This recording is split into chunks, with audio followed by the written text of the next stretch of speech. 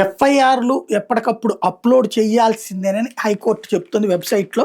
వ్యక్తులపై వచ్చే ఫిర్యాదును వాటి ఆధారంగా నమోదు చేసి ఎఫ్ఐఆర్లను ప్రభుత్వ వెబ్సైట్లో అప్లోడ్ చేసి తీరాల్సిందేనని పోలీసులు హైకోర్టు ఆదేశించింది. ఈ విషయంలో సుప్రీంకోర్టు జారీ చేసిన మార్గదర్శకాలు నిజమైన స్ఫూర్తితో అమలు చేసి తీరాల్సిందేనని తేల్చి చెప్పింది. ఇప్పటికే ఇదే విషయంపై 2022లో ఇదే హైకోర్టు స్పష్టమైన ఆదేశాలు జారీ చేసిందని గుర్తు చేసింది. ఈ మేరకు న్యాయమూర్తి జస్టిస్ నూనేపల్లి హరినాథ్ ఇటీవల తీర్పు వెలువరించారు. సుప్రీంకోర్టు ఆదేశాల మేరకు ఫిర్యాదులకు ఎఫ్ఐఆర్లను పోలీసులు తమ వెబ్సైట్లో అప్లోడ్ చేసేలా ఆదేశాలు జారీ చేయాలని కోరుతూ social media activist Intur Ravikiran హైకోర్టులో పిటిషన్ దాఖలు చేశారు. వ్యాజ్యంపై న్యాయమూర్తి జస్టిస్ హరినాథ్ విచారణ జరిపారు.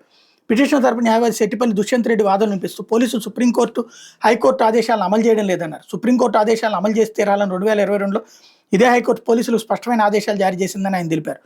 ఇప్పుడు వైసీపీ అతనిపై పిటిషన్ పెట్టాడు. అంతకుముందు ఈ పిటిషన్లు తెలుగుదేశం వాళ్ళు పెట్టారు. విషయం ఏంటంటే ఎఫ్ఐఆర్ కనుక అప్లోడ్ చేస్తే దాన్ని బేస్ చేసుకుని కోర్టులో ముందస్తు బెయిల్ తెచ్చుకోవచ్చు.